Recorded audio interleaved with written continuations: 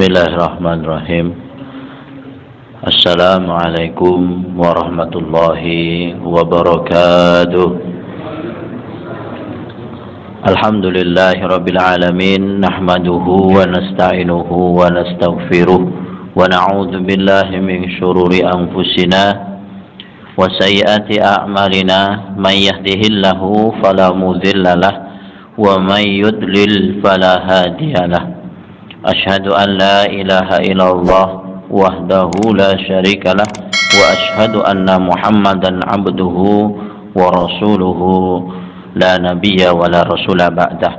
Allahumma shalli ala Muhammad wa ala ali Muhammad kama shallaita ala Ibrahim wa ala ali Ibrahim wa barik ala Muhammad wa ala ali Muhammad kama barakta ala Ibrahim wa ala ali Ibrahim fil alamin innaka Hamidum Majid.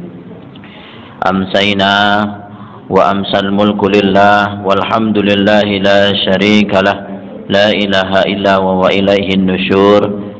Amsayna ala fitratil Islam wa kalimatil ikhlas wa ala dini nabiyyina Muhammadin sallallahu alaihi wasallam wa ala millati abina Ibrahim hanifa wa ma kana minal musyrikin. Wa qala Allah ta'ala fil Qur'anil Karim, a'udzu billahi minasyaitonir rajim, ya ayyuhalladzina amanu dkhulu fis silmi kaffah wa la tattabi'u khutuwatis syaitan innahu lakum aduwwum mubin. Wa qala Nabi sallallahu alaihi wasallam, khairun nas anfa'uhum linnas. Shadaqallahul azim wa shadaqa Nabi Rasulul Karim.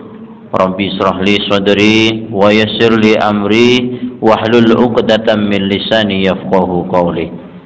Ma'asyiral muslimin, jamaah salat maghrib yang insyaallah dimuliakan Allah Subhanahu wa taala. Yang pertama-tama, marilah kita senantiasa memuji kepada Allah Subhanahu wa taala atas limpahan rahmat dan hidayahnya, atas limpahan nikmatnya kepada kita semuanya, sehingga pada sore hari ini kita diberi kesempatan oleh Allah Subhanahu wa taala, yang salah satunya adalah kita diberi kenikmatan yang luar biasa menjalankan sholat maghrib berjamaah insyaallah. Ya, mudah-mudahan amalan yang baru saja kita kerjakan mudah-mudahan diterima oleh Allah Subhanahu wa taala, yang nantinya menjadi hujah kita agar kita dimasukkan ke dalam surganya Allah Subhanahu wa taala. Amin ya rabbal alamin. Yang kedua, salawat dan salam semoga tetap tercurah kepada baginda Rasulullah Nabi Muhammad sallallahu alaihi wasallam, kepada sahabatnya, kepada keluarganya, dan kepada seluruh umat muslim yang mengikuti sunnah-sunnah beliau. Dan mudah-mudahan kita senantiasa yang hadir pada sore hari ini senantiasa berusaha semaksimal mungkin dengan tenaga kita, keimanan kita, ketakwaan kita, agar supaya diberikan pemahaman sunnah, agar diberikan kesempatan dibimbing oleh Allah Subhanahu wa taala, diringankan dalam belajar sunnah-sunnah beliau. Mudah-mudahan kita mendapatkan syafaat dari beliau. Amin ya rabbal alamin. Ma'asyiral muslimin, jamaah maghrib yang insyaallah dimuliakan Allah Subhanahu wa taala. Ya, di kesempatan yang lalu saya sampaikan tentang perihal kepengurusan jenazah. Ya, sudah saya sampaikan mengenai beberapa hal tentang orang itu saat mulai dia sakit, ya, kemudian bagaimana dia berobat, bahkan bentuk-bentuk pengobatan yang dilakukan oleh Rasulullah SAW kemarin sudah saya sampaikan, termasuk mendoakan orang yang sakit, ya Allahumma rabban nas adhibil ba's isfi anta syafi' la shifaan illa shifauka shifaan la yughadiru saqama. Itu secara umum, ya. Beliau pernah bersabda kepada orang yang mengeluhkan penyakitnya kepada beliau, artinya di titik-titik tertentu, nggih, mestinya kalau panjenengan sami sering mengamati, nggih, saudara kita atau bahkan keluarga kita yang beliau sakit lalu kemudian sampai meninggal dunia. Ya, orang yang sakit itu kan pasti ada titiknya, Pak, nggih. Maka Nabi sallallahu alaihi wasallam, ya, beliau bersabda, "Dha' yadaka 'alal ladzi ya'lamu min hasadika wa qul bismillahi salatan wa qul sab'a marat a'udzubillahi wa qudratihi min syarri ma ajidu wa uhadiru. Ya, letakkanlah tanganmu pada bagian tubuhmu yang sakit dan ucapkanlah bismillah 3 kali. Ya, dia bismillahirrahmanirrahim atau sekedar mengucapkan bismillah bismillah bismillah. Tapi yang lebih afdal niku dilengkapkan bismillahirrahmanirrahim. Ya, misalnya yang sakit di perut atau di kaki, bismillahirrahmanirrahim 3 kali, lalu mengucapkan a'udzubillahi wa qudratihi min syarri ma ajidu wa uhadiru. Ya, doa yang terakhir itu dibaca sebanyak 7 kali. Ya, 7 kali. Ya, kemarin sudah saya sampaikan itu. Kemudian aku berlindung kepada Allah dengan kekuatannya dari keburukan penyakit yang aku dapati dan aku waspadai. Ya, ini diriwayatkan dalam hadis Imam Muslim. Imam Muslim juga meriwayatkan bahwasanya Nabi SAW pernah mengeluh karena satu penyakit, lalu Jibril meruqyah beliau.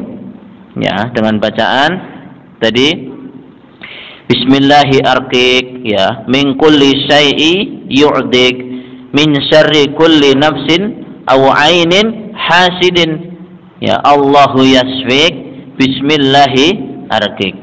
Ya, biasanya dibaca oleh para peruqyah, ya, untuk mendoakan, karena ini adalah salah satu hadis qudsi yang langsung diperintahkan, dengan nama Allah aku meruqyahmu dari segala sesuatu yang menyakitimu berupa kejahatan jiwa, setiap jiwa atau mata orang yang dengki. Jadi penyakit itu bisa juga datang dari mata yang memandang dengan kebencian atau dendam. Ya, jadi kalau ada anak kecil yang biasa punya bayi lucu, difoto kemudian dipajang di media sosial, wah itu hati-hati. Ya, karena bisa jadi orang yang melihat itu tidak sama seperti kita. Kadang-kadang di orang yang melihat bayi itu wah, yuh cantik sekali, ya, yuh bagus sih. Ya, karena pujian itu tanpa mengucapkan pujian kepada Allah Subhanahu wa taala, maka yang datang pujian itu hanya daripada setan. Ya, jadi kalau mau memuji sesuatu maka ucapkan masya Allah, ya, subhanallah, ya, sehingga yang pujian yang kita sampaikan itu bukan langsung kepada orangnya dulu, tapi kita memuja kepada Allah dulu, sehingga yang datang adalah keberkahan dari Allah Subhanahu wa taala. Ya, senantiasa menyembuhkanmu dengan nama Allah dan meruqyahmu. 6. Boleh berobat kepada orang kafir dan perempuan. Kemarin Pak, saya baru ditanya bagaimana seorang perempuan, ya, ini ada satu kisah luar biasa. Seorang perempuan itu dia menjaga dirinya, ya, bahkan tidak terlihat seorang pun auratnya kepada seorang laki-laki lain. Ya, sampai akhirnya dia hamil, ya, kan mencari dokter perempuan Pak. Datanglah dia ke satu rumah sakit yang padahal dari awal tuh dia tahu bahwa dokternya perempuan. Ya, ala kulli hal qadarullah, ya, tidak datang, melainkan yang datang itu adalah dokter laki-laki. Ya, kaget Pak. Padahal kondisi bayi saat itu posisinya sungsang. Sungsangnya pripun nggih? Kebalik Pak. Jadi normalnya orang yang lahir itu kan kepalanya duluan bayi itu. Tapi malah biidznillah qadarullah yang di bawah itu posisinya kaki. Ya, kan berarti harus ada tindakan itu, okay? Tidak bisa kalau dipaksakan, bahaya. Ya, lalu kemudian perempuan tadi bilang, saya tidak bisa, saya harus mencari, padahal itu keadaannya darurat Pak. Tapi ada juga Ustadz yang berpendapat demikian karena memang nyun ngapunten ini hanya sekelumit, ya, bisa dijadikan dasar juga mengambil dasar yang lain. Sehingga ketika darurat, ya, memang kondisinya mau melahirkan itu kan darurat Pak, dikeluarkan, tapi posisinya seperti itu ya berbahaya. Ya, kalau adanya juga dokter cuman laki-laki, Ya mau bagaimana lagi? Ya harusnya ya, tapi perempuan tadi itu memilih apa? Tidak. Ya biarkan saya di sini sendirian. Akhirnya sampai membuat dokter tadi itu marah, keluar. Wis tok nih wae. Biar dia kesakitan sampai dirinya demikian. Ya inilah Pak, ini keajaiban Allah Subhanahu wa taala. Ya setelah dokter itu keluar, susternya juga pun keluar. Ya karena padahal posisinya susah, Pak. Wanita tadi itu berdoa, ya Allah, ya Engkau yang menjadikan janin ini tumbuh dalam perutku, dalam rahimku. Engkau juga yang menakdirkan semuanya. Saya hanya berlindung kepadamu, ya, berdoa kepada Allah. Saya tidak ingin ragaku ini, ya, atau auratku ini terlihat oleh kaum laki-laki lain selain mahramku. Maka ada keajaiban, Pak. Selang sebentar itu bayi itu lahir. Ya, terdengar dari luar kamar persalinan itu bayi nangis, cenger bahasa itu. Alhamdulillah normal, sehat, dan ibunya pun juga selamat. Nggih, kalau kita berpikir demikian, Pak, nggih, tidak masuk pada logika. Ya, tapi ini mengingatkan kepada kita semuanya, monggo. Ya, kalau saya itu mengambil hukum demikian itu nggih, menurut bagaimana sebaiknya, karena memang sudah darurat demikian, adanya juga dokter laki-laki, ya tidak masalah. Karena kalaupun seandainya itu dibiarkan, ya keimanan seseorang itu kan beda-beda, Pak. Yang hamil itu perempuan, waktu itu mungkin dia imannya kuat banget, dekat dengan Allah Subhanahu wa taala, maka bisa melakukan semuanya sendiri. Tapi bagaimana dengan diri kita? Gitu. Kalau jenengan yakin juga nggak apa-apa. Artinya gini, wah aku wis mantep tenan. Ya, dan mestinya demikian, Pak. Mestinya demikian. Tetapi wallahualam, Pak, nggih, namanya juga darurat. Gitu. Sering, Pak, saya itu waktu itu nggih, saya ceritakan jatuh, nyelamet ke orang, nolong orang, sampai saya itu tidak boleh Jumatan. Ya, jadi ada orang keserempet, bapak-bapak, waktu itu di perempatan itu, Pak, Tugu Lilin, gitu. Katanya Tugu Lilin ditabrak. Tapi waktu itu saya pakai sepeda motor, akhirnya saya tolong. Banyak orang yang pun tidak tahu. Ya, tahu-tahu keluarganya datang. Saya bilang, wah ini jenengan yang harus bawa. Akhirnya saya diminta tanggung jawab, Pak. Nolongin, tapi disuruh tanggung jawab. Bawa ke dokter Unis itu paling dekat. Wallahu alam, ya. Karena itu marah-marah. Saya minta izin, Pak. Ini hari Jumat dan saya harus ngisi Jumat. Itu waktunya sudah mepet banget. Saya minta tolong. Kalau jenengan tidak percaya, saya tinggal di sini aja, sepeda motor saya sama KTP saya. Oh, nggak bisa, jenengan harus sampai di sini. Ya, dipaksa, Pak. Saya itu dipaksa. Orang oleh Jumatan, pokoknya nang kene, kamu harus tanggung jawab. Oke, saya langsung ngabari yang ditamis, mohon maaf, Pak, ini saya tidak bisa hadir, tolong digantikan takmir dulu. Ya, saya berdoa sama Allah. Ya, kalau bilang gini, Pak, jenengan yang melarang saya Jumatan, berarti jenengan juga yang menanggung dosa saya. Wah, karena saya di dalam, ya tidak berkutik, Pak, waktu itu. Saya mau pasrah aja. Oke, nggak apa-apa, saya nggak Jumatan. Ya, asalkan dosa saya jenengan yang tanggung. Karena saya terhalang oleh dia yang melarang saya kok, gitu kan. Wow, deal, nggak apa-apa, nggak masalah. Ya, ternyata saat bapak itu sadar, dia bilang, ya, yang nabrak saya itu bukan masnya ini, bukan ini, tadi dia pakai mobil katanya, saya naik motor. Wow, salah. Ya, berarti dimaafkan apa orang gitu kan. Spontan itu saya juga rada ilfil, Pak, sama orang itu. Kok saya mohon maaf loh, jual mahal saya itu. Wah, ada. Ya, namanya saya juga manusia, Pak, saya punya hati, Pak. Ya, nasusite ya orang apa-apa gitu kan. Tapi lama-lama ya saya mikir, wah, gimana nih? Saya yakin ya, teman saya yang di belakang itu udah meledak-ledak. Wah, rasanya sudah biasa. Ya, Rasulullah SAW pernah memkerjakan sebagian orang musyrik dalam sebagian urusan. Artinya hubungan dalam muamalah tidak masalah, jual beli. Ya, artinya jual beli, kata Rasulullah, tidak dilarang. Maka kita jual beli dengan orang yang beragama lain boleh, bertransaksi boleh, tidak masalah. Ya, asal ada syarat yang berlaku. Ya, sama. Ketika kita jual juga ada syaratnya, ketika akad juga ada syaratnya. Kita cepat saja. Ya. Kemudian 7, bolehnya mengambil ruangan khusus. Diperbolehkan, bahkan disunahkan menempatkan pasien-pasien yang memiliki penyakit menular. Nah, ini sudah kalau di dalam medis, namanya ada ruang isolasi biar tidak menular ke orang yang lain. Kemudian wajib menjenguk orang sakit. Ya, seorang muslim wajib menjenguk saudaranya yang sakit. Hal ini berdasarkan sabda Rasulullah. Ya, berikanlah makan kepada orang yang lapar, jenguklah orang yang sakit, dan bebaskanlah tawanan. Ya, artinya kita hanya sekedar menjenguk, mendoakannya, ya, akan dibalas oleh Allah Subhanahu wa taala 70.000, didoakan oleh 70.000 malaikat.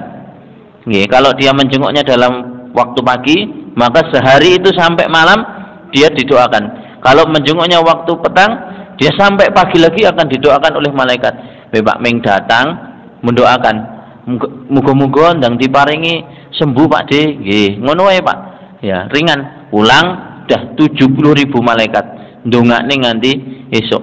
Ndongakne nggih macam-macam. Kalau kita kesulitan nggih, maka mintalah sama Allah. Orang yang habis menjenguk orang sakit itu doane mustajab. Ya, karena dirungokne kalih malaikat. Ya Allah, ya, bahwa didongakne diampuni dosane. Sama seperti orang yang ribat menunggu waktu sholat itu doanya juga mustajabah, Pak. Ya, diampuni dosanya, dengan istighfar itu juga istighfarnya disampaikan kepada Allah Subhanahu wa taala. Ya, sampai insyaallah. Ya. Kemudian berikutnya wajib berbaik sangka kepada Allah ketika dalam kondisi sakit. Apabila sakit dan mendekati kematian, seorang muslim sudah semestinya berbaik sangka kepada Allah bahwa dia akan merahmatinya, tidak akan mengazabnya, ya, mengampuninya, tidak akan menyiksanya, dan dia sangat luas ampunannya. Nggih. Intinya yang sakit niku pasrah, kan kemungkinannya mengkalih, kembali sembuh atau mati. Ya, tapi ketika Allah memberikan sakit, setidaknya kita ini pun siap-siap, minimal pun sadar, nggih. Ngucapne istighfar astagfirullah, astagfirullah. Guna kali kaya mbuh napa sing diperbuatne dadi lali kabeh, Pak. Kabeh wis pasrah. Ya.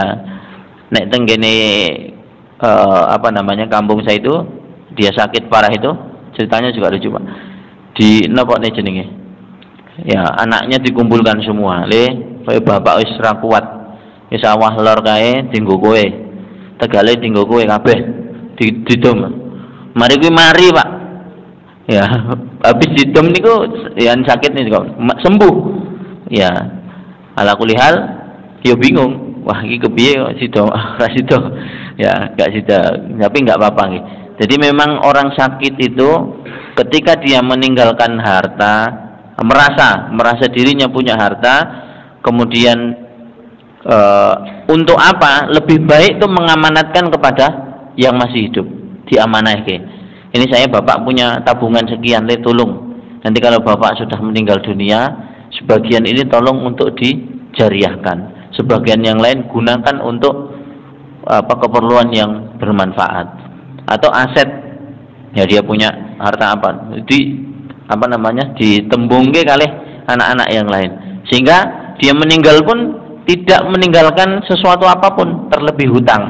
Hutang pun juga bisa diwariskan, Pak. Ya, minta tolong sama ahli warisnya kepada istrinya, bilang saya punya hutang dengan A, B, C. Ya, hutangnya sekian, tolong dikembalikan setelah saya meninggal nanti. Nah, itu lebih ahsan. Timbange gitu. Kadang-kadang suami dan istri itu kan tidak saling terbuka.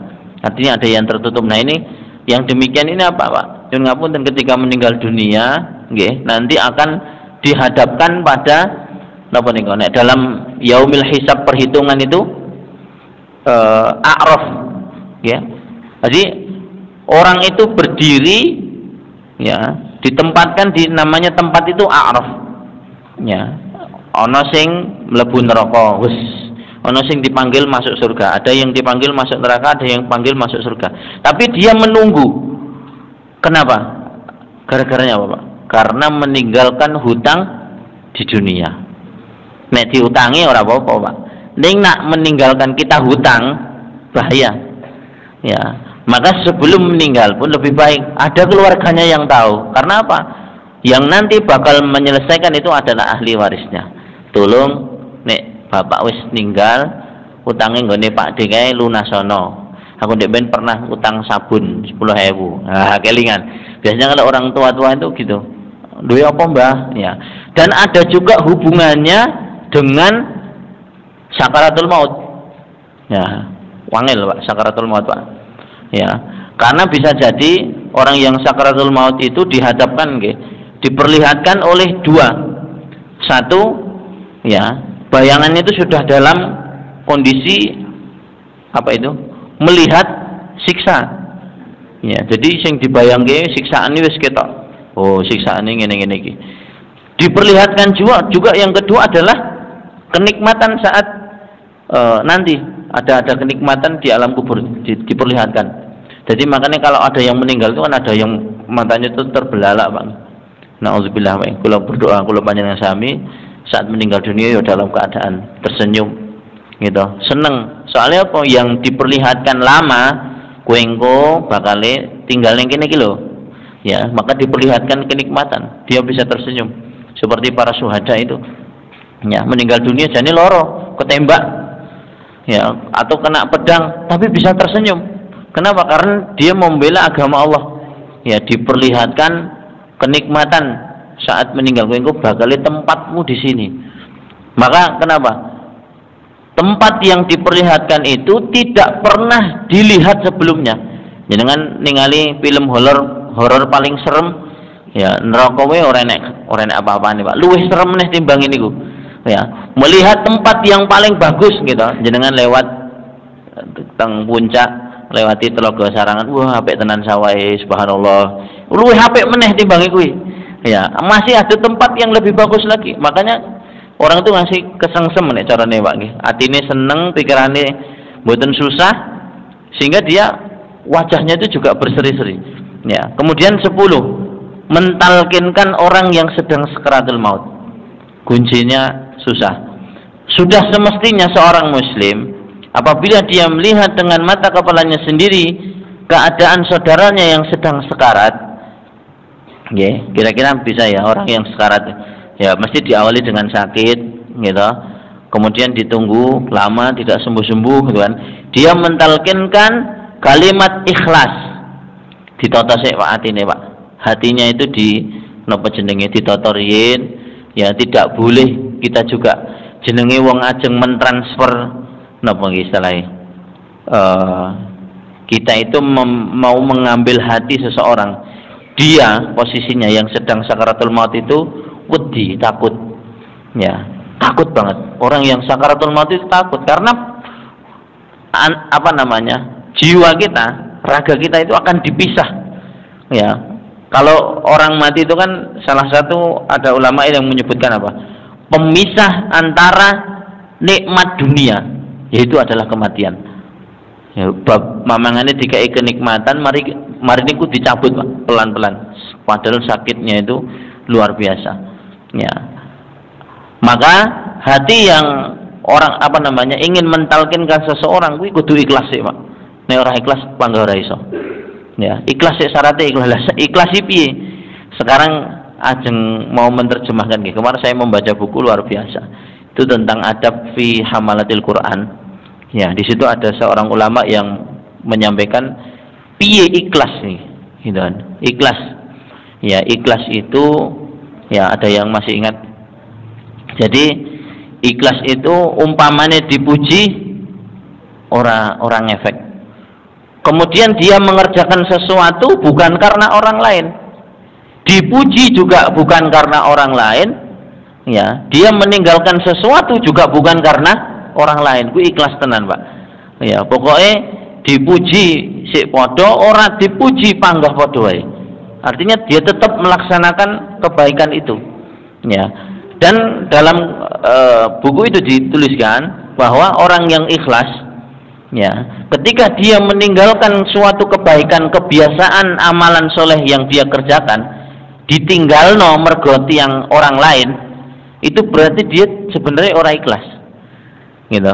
Misal etok-etok biasanya jenengan teng masjid niku salat rawatib nggih, salat sunah. Ya, mergo enek santri-santri ora salat isin lah, rasa salat. Meninggalkan pekerjaan atau amal soleh karena orang lain, kuwi disebut juga tidak ikhlas. Angel juga. Ya, ngelakoni pekerjaan karena orang lain kuwi ya ora ikhlas, meninggalkan amalan karena orang lain juga tidak ikhlas. Angel Pak ikhlas sih. Pokok ikhlas sih ya monggo menurut standarnya masing-masing, itu kata ulama demikian. Ya. Jadi hatinya harus ikhlas dulu. Ya, biasanya Pak nggih, jenenge ikhlas. Yang mau meninggal dunia itu bapak atau keluarga yang terdekat. Jenengan apa ikhlas? Angel Pak, karena ada hubungan darah. Maka itu yang menyebabkan. Kemarin saya ditanya sama Pak Hananto, wah ini pembahasannya itu memang harus dari nafas, ya harus dari hati tenan. Dah saya tidak bisa Pak Ustaz. Iya memang betul. Ya saya yakin jenengan dalam lahirnya itu pun pun ikhlas nek bapak dipendet, tapi hati jenengan tidak bisa Pak. Kelingan pas masa kecil, mesti pas nalkin itu mesti kelingan, kenangan ya tidak mungkin bisa. Sama seperti sholat, ya. Kalau diterjemahkan ya, Sayyidina Ali, ya sahabat Rasulullah, ya Ali, piye khusyuk piye? Khusyuk ya piye niku saurane Sayyidina Ali Pak. Ya, bagaimana salat yang khusyuk? Salat sing khusyuk salat sing diterima. Pamane jenengan tanggal kalih kula sauri ngoten kula mending jenengan jotosi Pak nggih. Ya, salat khusyuk piye? Salat khusyuk sing diterima karo Gusti Allah. Ya bener gitu jawabane Pak. Ning kaya ora pantes lho. Ya, mosok jawab khusyuk piye? Arab menerjemahkan kan susah Pak. Makanya ketika kita mengatakan bagaimana ikhlas, nggih. Kadang-kadang orang wah, kita waktu itu datang nggih. La ilaha illallah Muhammadur Rasulullah. Ayo Pak, tirukan Pak. La ilaha illallah. Mereka sakit muni. La ilaha, mungkin patah-patah suaranya Pak. Muhammadur Rasulullah. Selesai dia mengucapkan, dah stop, diam. Jangan ditalkin lagi. Ya, talqin itu cukup sekali. Ketika orang yang mau sakaratul maut, dia sudah mampu mengucapkan la ilaha illallah Muhammadur Rasulullah, selesai. Ya, kalau dia masih mau mengucapkan, disuruh. Ya, tinggal kita menemani saja, menemani di sampingnya. Monggo terus Pak, ucapkan terus Pak, ucapkan terus. Jadi orang dikencer, hei Pak, la ilaha illallah Muhammadur Rasulullah. Wonge susah menghadapi kematian nih Bang. Ya mau diguwencer yo malah di ngajene bareng la ilaha illallah Muhammadur Rasulullah, baliknya la ilaha illallah. Ya Allah, ya atine iki sedih banget Pak mau meninggal tuh. Nek perlu Pak nggih, semua keluarganya dipanggil di situ gitu. Ini disampaikan semua punten mriki semuanya napa sudah menemani jenengan, ya dipeluk, ya wis pripun lah.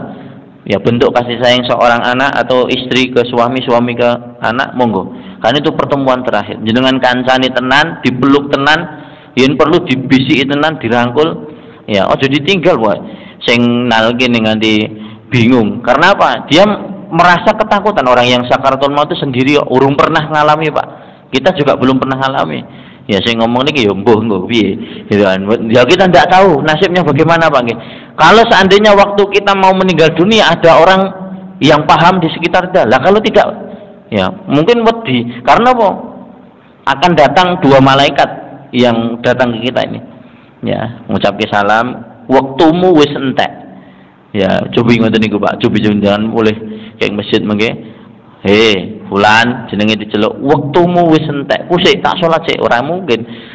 Ucapan yang terakhir jenengan kudu kelingan la ilaha illallah Muhammadur Rasul apapun kondisinya. Ora kon jawab, kusik ora siap, ora rada engko bar salat isya wae ya. Apa sesuk? Ya mboten saged. Sing saged bisa nawar itu nggih Kanjeng Nabi. Ya, makanya salah satu syaratnya hubungan kita ini ikhlas.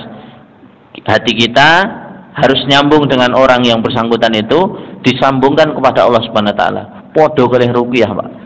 Ruqyah nggih ngoten. Jadi kita membaca itu kayak nyambung ki. Ya Allah, turunkanlah pertolonganmu ya Allah. Jadi dalam hati itu dalam ruqyah orang enek Pak nggone wong ruqyah ya kendel. Ya hafal Quran, ya piye tantang maca ayat apa wis hafal wattaba'u gede-gede. Tapi hatinya tidak nyambung sama Allah Subhanahu wa taala, gak bakal kodal. Ya, tapi kalau dia pun tidak hafal Quran, dia memaknai ayat yang dia baca, disambung ke kalau Allah Subhanahu wa taala. Jadi dia membaca Quran itu mengetuk doa pertolongan kepada Allah biar ditolong apa? Biar diturunkan kepada orang tadi.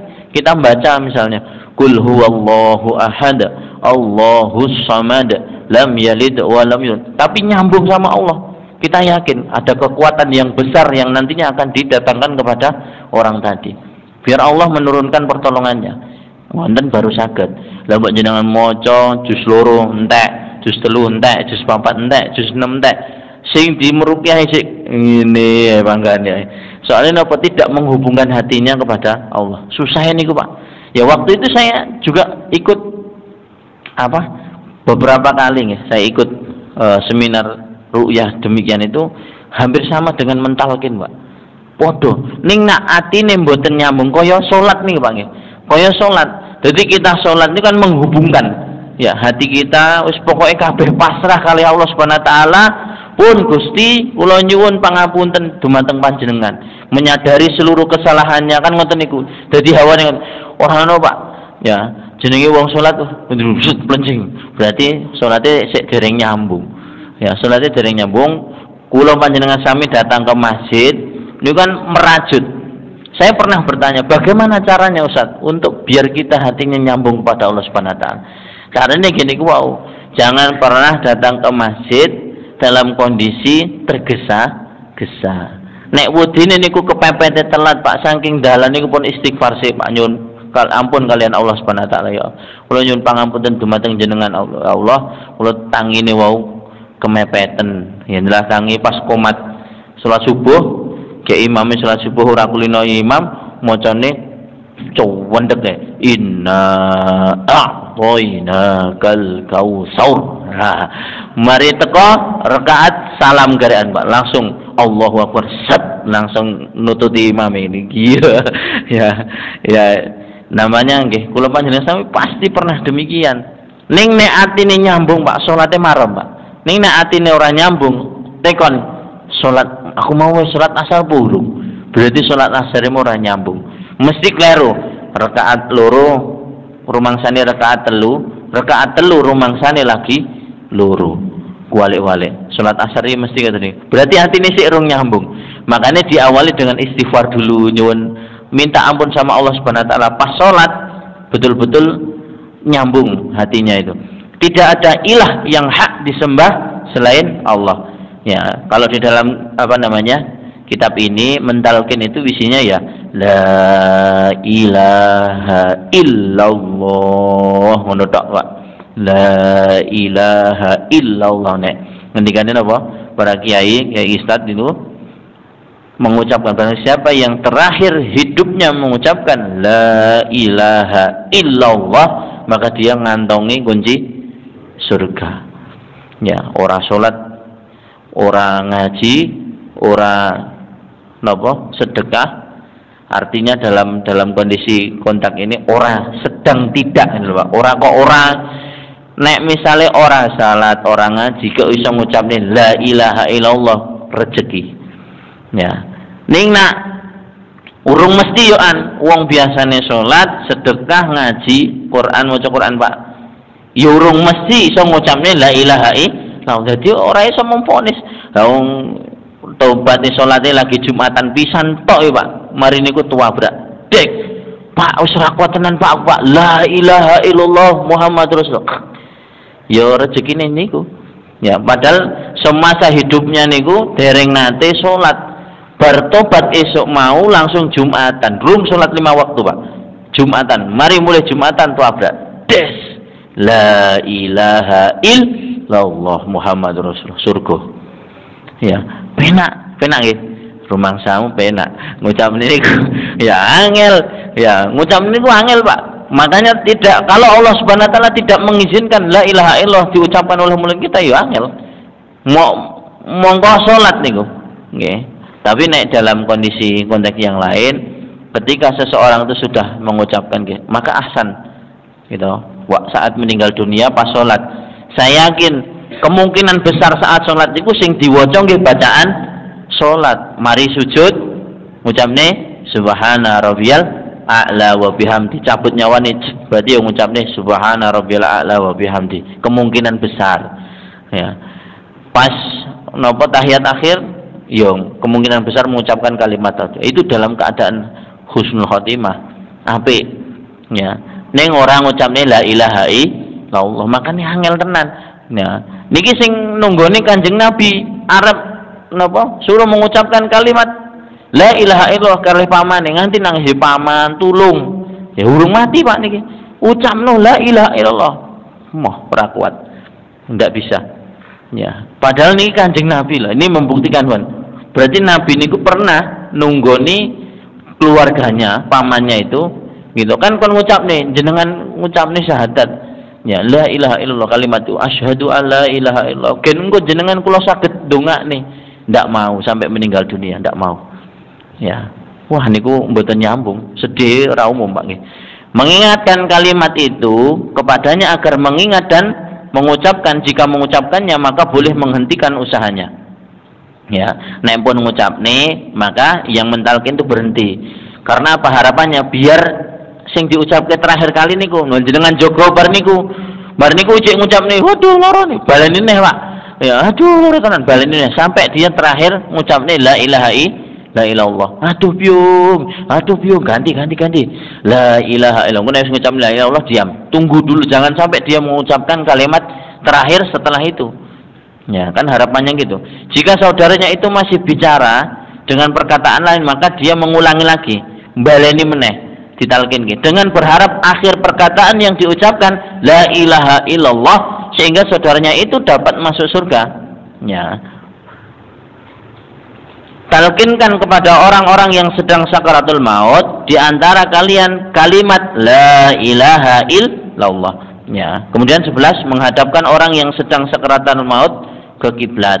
Sudah semestinya orang yang sedang sakaratul maut, orang yang nampak padanya tanda-tanda kematian dihadapkan ke arah kiblat, ya, dengan berbaring pada sisi badannya yang kanan. Ya, gen dimudahke Pak, mboten sakit seperti tidur. Ya. Tapi ngeten iki pun biasanya orang fokus Pak nggih. Sing difokus nih ya ditalkin mau.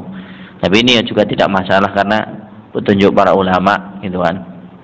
12 ini sudah meninggal nih posisinya, memejamkan kedua matanya dan menutupinya. Apabila ruh seorang muslim telah dicabut maka wajib dipejamkan kedua matanya dan menutupinya dengan kain penutup serta tidak disebut-sebut di dekatnya kecuali perkataan yang baik.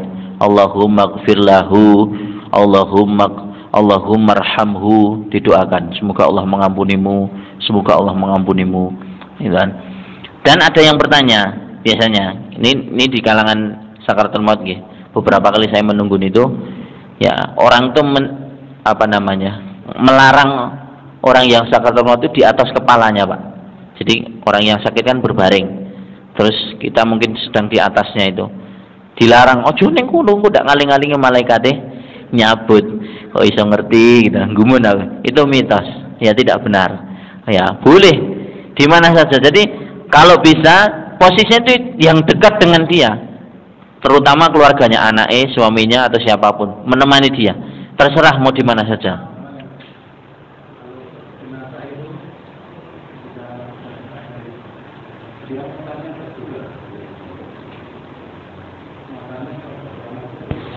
Nggih. Sudah berapa lama? Keluar darah juga. Di matanya itu? Enggak. Di mulut juga. Nah, ini pengalaman saya kemarin itu. Nah, saya bersihkan. Di antara doa yang mungkin sangat bisa membantu untuk memejamkan matanya itu di antara Bismillahi wala sunati Rasulullah Shallallahu Alaihi Wasallam, itu memang mungkin membantu untuk menutup, memejamkan matanya. Apa memang ada kekhususan kita tutup matanya pakai kain gitu Kak? Iya, kalau tadi kan mau mendoakan gitu, maka yang didoakan itu adalah yang paling utama memintakan ampunan dulu. Ya Allahumma gfirlahu, Allahumma arhamhu, ya, atau jenengan bersalawat kepada Nabi Muhammad SAW untuk meminta kepada. Nah ini kan hatinya harus nyambung dulu Pak. Kalau konsepnya sudah nyambung, doa khususnya itu enggak ada. Ya, doa khususnya untuk memejamkan mata. Jadi memang kadang-kadang orang yang sedang meninggal dunia baru saja itu kan sulit. Ya, Jadi angel, atau dalam tanda kutip ketika sudah proses terlalu lama meninggal ya, tapi tidak ditutup, itu kan mau nutup atau tangan yang nyuwun ngapunten nggih, posisinya mungkin tidur, mau dikembalikan itu kan susah Pak. Maka apa yang dilakukan di sendi-sendi ini dikasih minyak telon itu, ya boleh. Namanya tadi begitu saya masukkan ke liang lahat kan juga dibuka tak? Nggih. Itu sampai saya juga melihat matanya terbuka lagi. Saya doakan juga Allahumma firlahu warhamhu, Allahumma firlahu warhamhu. Terus saya sebutkan bismillahi wala sunati Rasulillah sallallahu alaihi wasallam. Itu tutup sudah masuk kita sudah keluar air matanya gitu, jadi bismillah. Sedikit ada keluar air matanya. Keluar air matanya. Iya. Itu langsung badan saya langsung sud.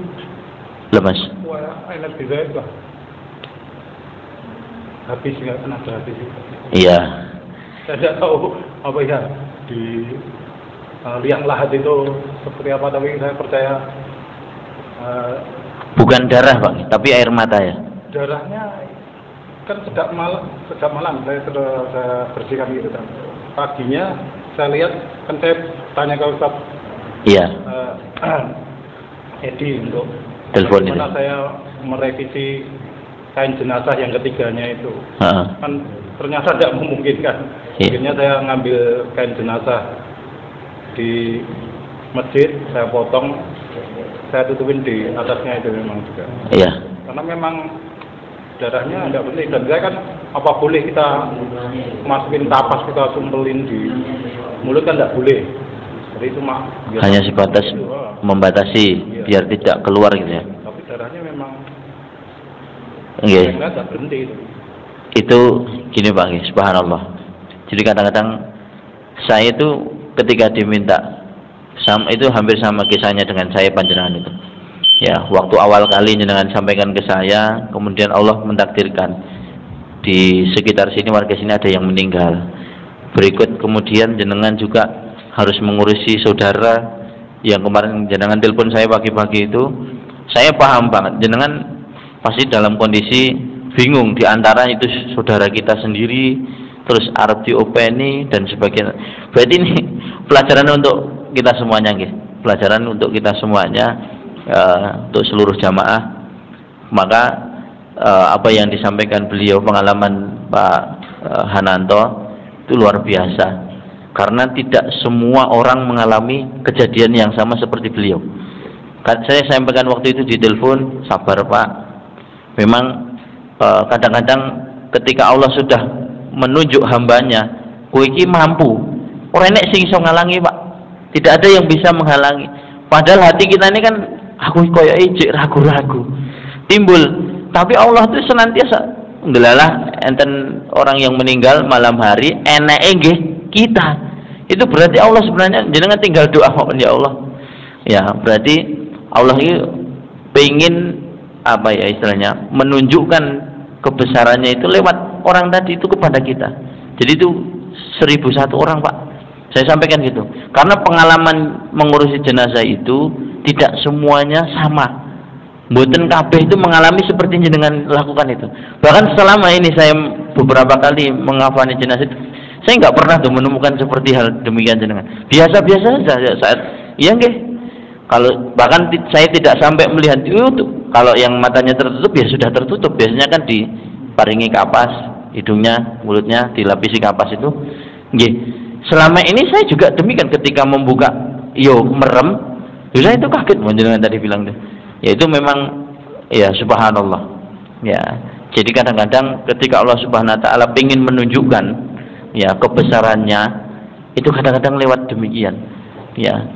Jadi monggo kita, bahkan ketika jenengan pagi-pagi telepon saya sangat jelas sekali, ya jenengan juga begitu, saya pun langsung berpikir, ya mudah-mudahan saya pun mendapatkan sesuatu pengalaman baru, sebagaimana lewat Pak Hananto waktu itu telepon saya. Waktu saya langsung berpikir, selama ini pun saya ngurusi jenazah itu saya tidak pernah kejadian seperti panjenengan gitu loh Pak. Ya ini kan monggo. Ya, Jadi kula panjenengan sami juga mendapatkan ibrah dari beliau yang sampaikan, apalagi waktu di alam sudah mau dimakamkan, kemudian meneteskan air mata, berarti kan orang itu kan ada. Orang itu maksudnya ada, dan Allah Subhanahu wa taala ingin menyadarkan kula panjenengan sami lewat itu semua. Barangkali dia bersedih, Pak.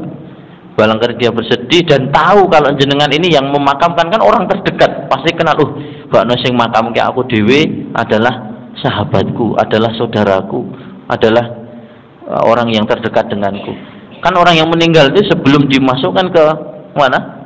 Liang lahat itu melihat betul Pak, saat dikafani, saat diurusi tenanan jenengan kan mesti ngurusi yo gratis Pak, antara rasa sedih, kehilangan, ya, kemudian dalam tanda kutip yang lain karena memang kita tidak terbiasa melakukan hal demikian, ya, jenenge ngafani orang itu kan mboten setiap hari ya, kecuali kalau setiap hari sudah pekerjaannya itu rasanya wis biasa. Terlebih orang yang meninggal dunia itu adalah orang terdekat kita, sahabat kita, saudara kita, bahkan keluarga kita. Itu paling berat tuh Pak. Ajeng ngucapke, saya sampaikan, ngucapke ikhlas dalam hal itu tadi itu susah. Nggih. Yang dapat kita petik dari kisah tersebut gitu, mungkin barangkali beberapa hal kemudian, bukan berarti saat saya menyampaikan hal demikian itu saya yang paling paham, enggak. Justru ketika orang yang ngelakoni, ngafani sendiri, menguburkan sendiri, pasti ada cerita demikian. Terus terang saya sampaikan kepada jamaah sekalian, saya belum pernah mengalami hal yang dilakukan oleh Pak Hananto, ya, harus berdarah, padahal juga tidak kecelakaan Pak, ya, itu berarti kan ada luka dalam, ya, itu menunjukkan, ya, awake dhewe iki kalau saya yang mengambil pelajaran itu nggih, berkesimpulan bahwa Allah itu sedang mengingatkan diri kita. Nih, kula panjenengan sami lewat kita semuanya. Barangkali saya diingatkan lewat Pak Hananto. Begitu juga, apalagi beliau yang saat itu ya terjun langsung dengan tangannya sendiri dan melihat kejadian langsung itu, subhanallah. Ya. Jadi kan sekarang itu di dalam kubur berarti ada, dan Allah menunjukkannya kepada kita semuanya agar kita bermuhasabah diri, tenanan, yang untuk beribadah, supaya ketika nanti saat kita menghadap seperti fulan yang saat ini sudah meninggal, ya, kita sudah siap dengan apapun, ya, bekal yang kita sampaikan. Sholat itu tenanan Pak, ya, barangkali yang saya sampaikan itu, mohon maaf Pak, memang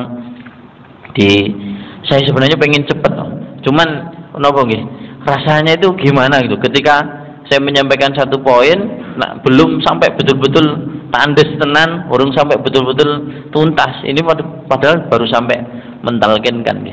Ya, mudah-mudahan di kesempatan kita, saya mohon maaf karena memang kalau hanya sekedar menyampaikan, tidak ada pelajaran atau ibrah yang kita dapat, kan mestinya eman-eman waktali.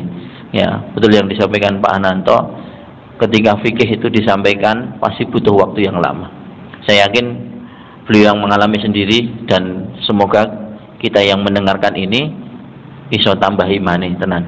Ya, betul, karena memang setiap kejadian yang terjadi pada saudara kita yang bermula, bahkan 1 minggu yang lalu itu ada 2 orang yang saya kenal, ya, ini santri-santri juga ada.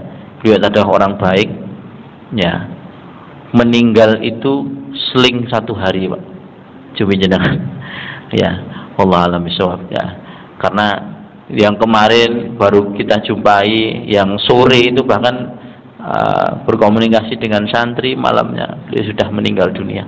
Ya, begitu saat kehilangan. Dan inilah memang menunjukkan bahwa hadis Rasulullah, bahwa ketika melihat mendatangi ziarah, ya, atau takziah, maka itu akan meningkatkan keimanan kita kepada Allah. Itu adalah nasihat yang paling mujarab. Tidak ada nasihat yang paling bagus kecuali mengingat mati. Memang betul Pak, sing iso ngendek te maksiat, sing iso mandek nih perbuatan-perbuatan yang keji, yaitu mengingat mati. Ya, kadang-kadang orang tidak percaya ketika disampaikan, oh ini mati. Tapi kalau sudah yang meninggal itu adalah orang yang terdekat dengan kita, baru kita kehilangan, betul. Berarti Allah tuh ngenek nih Pak, Ya, kita tinggal bersyukur kepada Allah, matur suwun ya Allah jenengan imut di kula ya, paling keluarga kita dan semua jamaah ini ben kelingan kabeh. Karena besok kita juga semuanya akan meninggal seperti orang yang kita makamkan saat itu. Kita berdoa bersama-sama agar dimudahkan saat menghadapi sakaratul maut, ya, dimudahkan saat kita beribadah, mengumpulkan bekal kita dalam kematian kita nanti. Mudah-mudahan kita dimudahkan dan diselamatkan oleh Allah Subhanahu wa taala. Barakallahu li wa lakum fil Qur'anil azim wa nafa'ani wa iyyakum bima fihi minal ayati wa dzikril hakim wa qur rabbighfir warham wa anta khairur rahimin. Alhamdulillahirabbil alamin. Subhanakallahumma wa bihamdika asyhadu an la ilaha illa anta astaghfiruka wa atubu ilaik. Akhirus salam wa akhiran wassalamualaikum warahmatullahi wabarakatuh.